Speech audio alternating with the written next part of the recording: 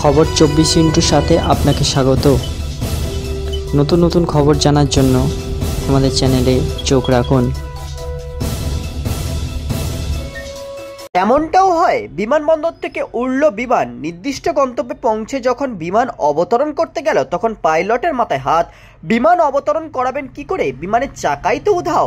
কিভাবে বিমান অবতরণ করানো হবে সেই চিন্তাতেই দরদরিয়ে ঘামতে শুরু করলেন পাইলট। শেষ পর্যন্ত কি হলো? পাকিস্তানের লাহোর বিমানবন্দরে একটি অন্তর্দেশীয় বিমান অবতরণ করাকে কেন্দ্র করে হইচই পড়ে গেল। পাকিস্তান ইন্টারন্যাশনাল এয়ারলাইন্সের একটি বিমান অবতরণ করানোর সময় দেখা যায় বিমানের একটি চাকা গায়েব। বহু প্রচেষ্টার পর সুরক্ষিতভাবে অবতরণ করানো সম্ভব হয়। ঘটনার কোনো যাত্রী আহত হননি, তবে সকলেই প্রচণ্ড আতঙ্কিত গোটা ঘটনায়। জানা গেছে বৃহস্পতিবার সকালে করাচি থেকে লাহোরের উদ্দেশ্যে রওনা দেয় বিমানটি।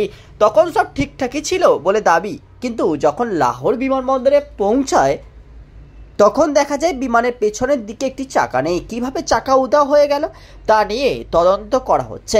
কেউ চাকা চুরি করে নিয়েছে কিনা তাও খতিয়ে দেখা হচ্ছে। ব্যুরো রিপোর্ট, খবর 24/7।